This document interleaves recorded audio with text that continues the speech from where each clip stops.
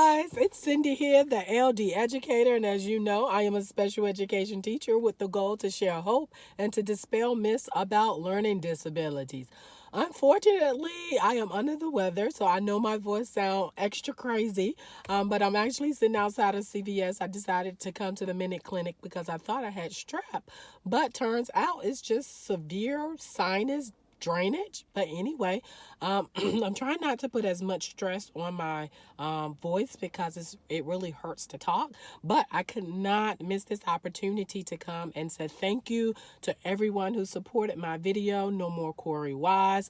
Thousands and thousands and thousands of you watched it, and then hundreds of you decided to subscribe to my channel. I am so absolutely grateful. I'm so passionate about special education, those with learning disabilities, and partly because I am an individual with a learning difference myself. And so my whole goal now is to just really educate teachers, parents, and even serve as a source of inspiration to other adults or children who have learning differences. And I just want them to know that they can surmount any obstacle that's in their way. So because of my voice, I decided not to tape the video that I had in mind because it would have just put too much stress on my voice, and I didn't want you guys listening to me sound like I had a frog in my throat the entire time. But what I did decide to do, because I really want to engage all of my new subscribers, I thought that it would be good to show something that will help you get to know me better. And just recently, matter of fact, just a couple of days ago, my husband and I was interviewed by a local television channel here in our city, and I think it will give you just insight into who I am, and prayerfully I can continue to produce content that engages you and that will help you help the community of individuals with learning disabilities. Oh, by the way, if you're new here, please consider subscribing to my channel. And if you guys have any questions whatsoever, please drop them below. I am very active in engaging my community. All right, enjoy the interview. And I'm talking about none other than pastors Jason and Cindy Lumpkin of Collaboration Church. Welcome to the program. Yeah, we welcome you. Y'all look absolutely amazing. Yes. Thank you so much. You look amazing. Yep. We can just feel your heart for God and your heart for ministry. Tell us about, well, before we get to collaboration, let's talk about your collaboration, because people love love stories. And so let's start there with what makes that so special in the kingdom of God, and then we'll bring in the ministry after that. Awesome. So start, you want me to start? You can start. It's a love story. So Cindy and I have been married for 13 years now, and I'm from Atlanta, born and raised. Hello, Educator. And Cindy's from Virginia, and so we actually got introduced by one of my college friends. At the time, Cindy was working in the public schools here in Atlanta, and he was her paraprofessional. Yeah. And so his thought was, even though he didn't go to church and we didn't know each other, obviously, we both were trying to get him to go to church. And so in his mind, he said, the only person I know that goes to church as much as she does is me, and vice versa. So he set it up for us to meet each other, and literally we hit it off the first day we met, to the point that he left. And from the day we met, 6 months after that, we got engaged.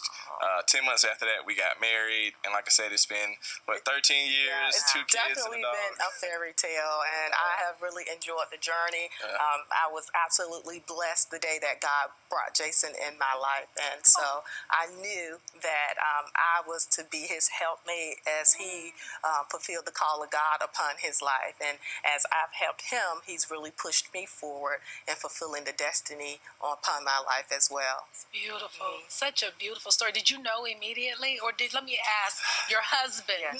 I think you want to hear from me. Okay, go ahead. Go ahead, Cindy. I met Jason, or we were introduced at a time where I had really fully given my life to Christ, and men were not on my mind whatsoever. I was happy and excited with me and Jesus Christ. And so the thing that really opened my eyes I believe Jason recognized that he wanted to get to know me a little bit more before I did with him. And he invited himself back to my house to wash cars. And so the deal was I was going to clean the inside of the cars and they would wash the outside. And so while I was in Jason's car, in my car. I was not snooping. I was doing a thorough job cleaning. And so what I recognized was a book on his console, and it says When Boy Meets Girl. And it was a Christian book, basically just talking about singleness and so forth. And I remember saying to myself, wow, a man who reads. And then I saw his notebook from church, and he had written a note to God.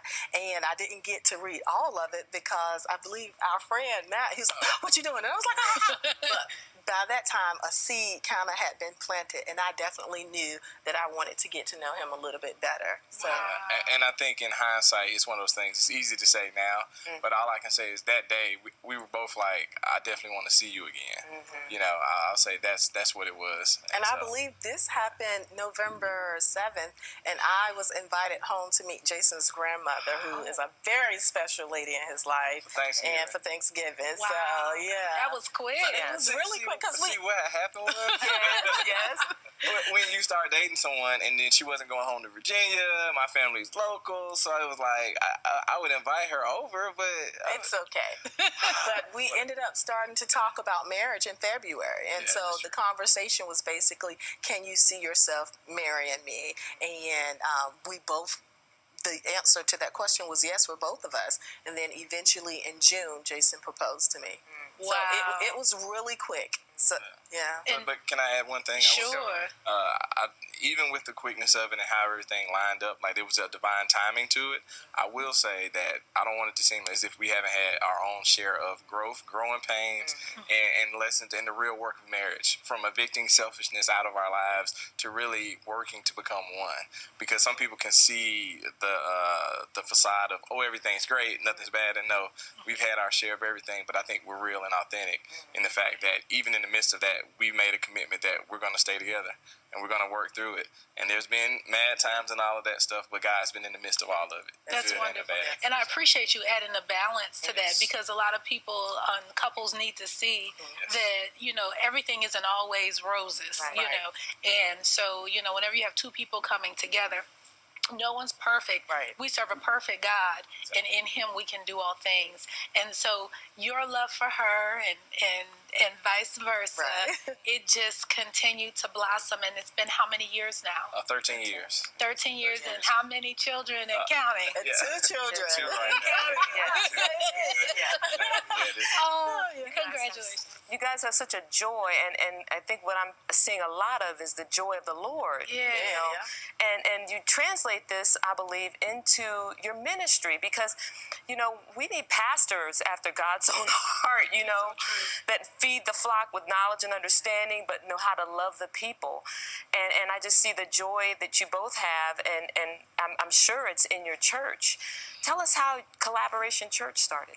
Yeah, well, what happened was I felt this call years before, to be a senior pastor. I didn't know how to get there, to be honest. And after feeling God leading me to go to seminary, I worked a full-time job, so it took me 5 years to get the 3-year degree. And even after that, I still was like, okay, God, I don't know how to get from where I am to this thing that you're showing me. I kept having this same dream over and over again. And eventually, after praying, it was like this one day, a download just kind of happened where God gave me this vision. And then we started praying about where. And God said, you're where I already want you to be. And we were already living in College Park, and our heart was to live and serve in the same community. And so we were already there, and we just started. And I feel often like it's building an airplane in the air is what it's like when you're starting a church, because there's so much work. And one of the things about it is when you're really just going after what you feel God's called you to do, you're going to work harder than you ever worked before. You know, so many people think of being an entrepreneur as, oh, it's going to be great because I can leave my job. No, you're going to work harder than you ever have, but it's going to be more rewarding because you're doing the thing that you were created to do. And so in the midst of just taking those steps, what I found was open doors. We followed the open doors. When God closed the doors, we walked away from those doors. And as we followed those doors, we said, well, where's the grace? And let's just follow the grace. And literally, that's how things just lined up. It wasn't always easy. It was a lot of prayer. It was a lot of faith. But we were determined that we're just going to go for it. And that's I like one of the things that Jason always says about me, but it applies to both of us, is that we're water walkers. We didn't know the right people. We attended a very large church and we loved it, but sometimes it's very difficult for people to see the call upon your life when you're there. And he just took a step. And once he took that step, God was just right there, putting us in front of the people that we needed to be placed in front of until we found a group that really embraced us and supported us. And then there have been several other ministries who have really just kind of confirmed the call of God upon Jason's life and to start this church by really sowing into the ministry financially and sending support and sending teams. Like the summer is one of the times that we really hit the ground running with really just getting in our community, going door to door and praying for people, as well as helping to put on summer camps for children. So, beautiful. It's wonderful. And one thing I will say too, we started with marriage, and this is for maybe the husbands out there. Okay. One thing in our premarital counseling that was so important for me was making sure that not only my vision gets fulfilled, but the thing that God created her to do gets fulfilled as well. And so for me, I always pushed her, and it was never like, okay, y'all are just on the journey with me. It's like, no, we're on this journey. And just like I have a purpose, you have a purpose, and let's make sure I'm pushing you the same way you're pushing me. And so we both accomplish it. I'll say that's a huge, huge thing that shouldn't get missed. That's a collaboration. That is a collaboration. That's there in the church. What do you believe, Cindy, that has manifested because your husband pushed you to maybe dream bigger? Believe it or not, through Jason, God used Jason to really push me to open Triumph Transition School. And it's a school for students with learning disabilities who are really underserved. Maybe financially they don't have any other alternatives outside of public schools. And so, it's when I think about it, it's like, oh, I just did it. But then when I really close my eyes, like, we're not rich. We're not people of means. And if we had enough time for me to tell you the story, how I landed with an accredited school that helps children who are often just overlooked and left behind. We have amazing success stories of children going on in college and getting college degrees who had learning disabilities. Children who are in full-time employment now, and at the age of 24, I believe the last report was he had $5,000 in his retirement. And there's some grown people who have zero. Right. So, and it was all because of Jason. At one point in our marriage when I talked about maybe wanting to come home when I had children, and at first he was just like, no, everybody work in this house. But God worked on his heart. God worked on his heart, and when the time came, I was able to resign my job. But God wanted to honor my desire to be a mother and to kind of, regroup before actually going out and starting that school. And when I felt it was time for me to start working again, it was him that said, well, don't go back to the public school. You have this nonprofit. Just see what you can do with it. See what God would allow you to do with it. And because he didn't put that pressure on me to have to go out and work and to be able to kind of work in what I feel my purpose is outside of church, that school was birthed. And a lot of people are being blessed because of it.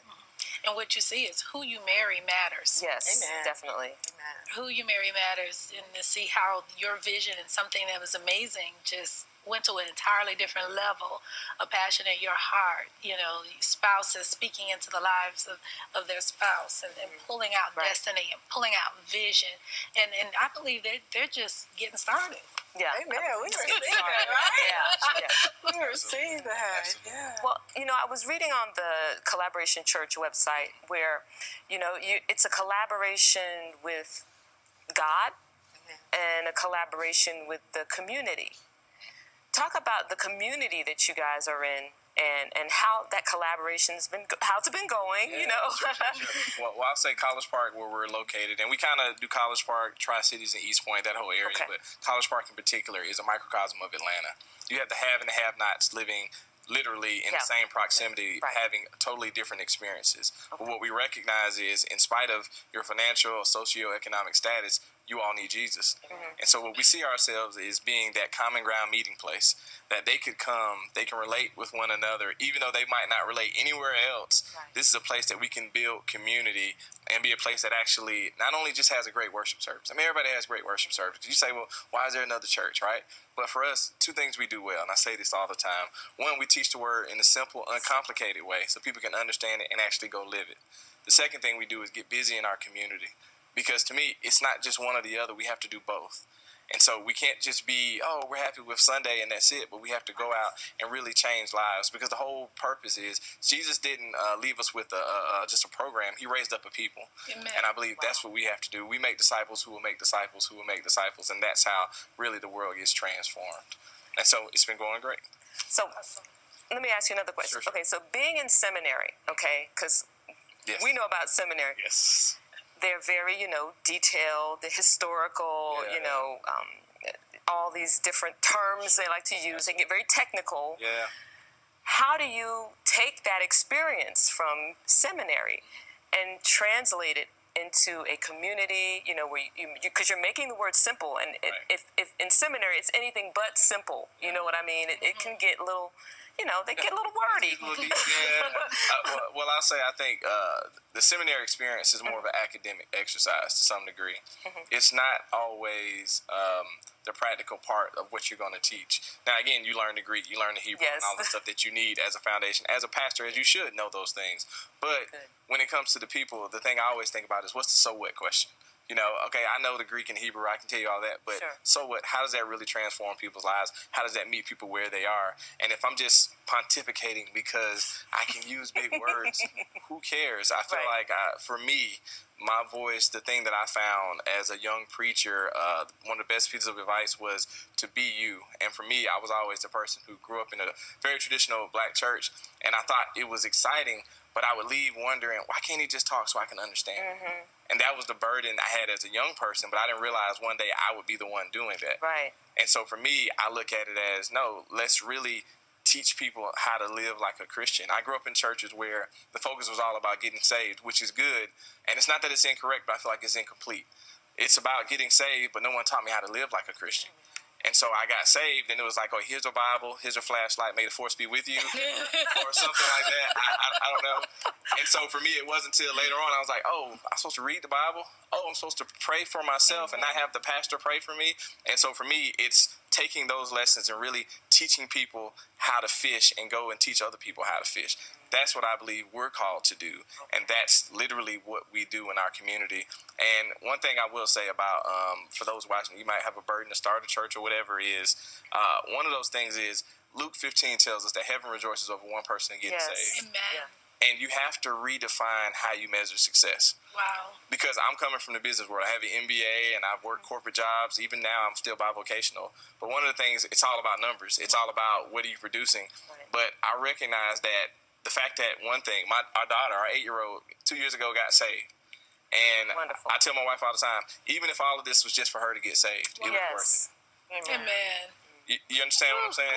It was worth it. Yes, so worth it. When you change how you really measure success and really understand what really matters and the impact you have on that person and their potential bloodline, that's what the important part is about church. And it's not about having 20,000 people. Yes. Although if you have 20,000 people that you want to come 11 o'clock on Sundays, welcome. Yes. And passing down your faith, and we talked about that earlier, we see just a theme here, passing down your faith to your children. We saw that in the first couple of guests. Their mothers had praying moms, and here you are passing down your faith to your daughter, and now she is now born again, name written in the Lamb's Book of Life. Yes. Lord, I mean, just amazing.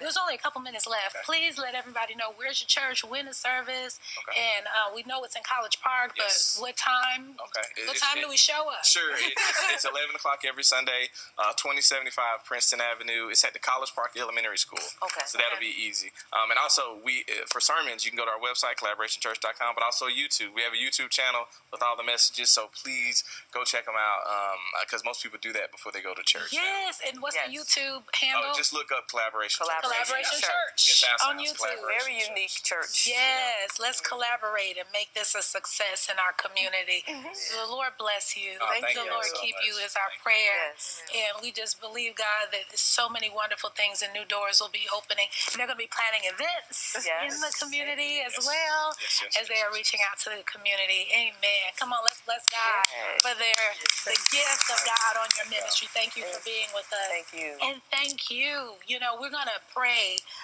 as we go out. Will you close this? So we only have 30. Well, we have less than 30 seconds. Just speak life, if you would, Pastor, to the people that are home. Just say a word.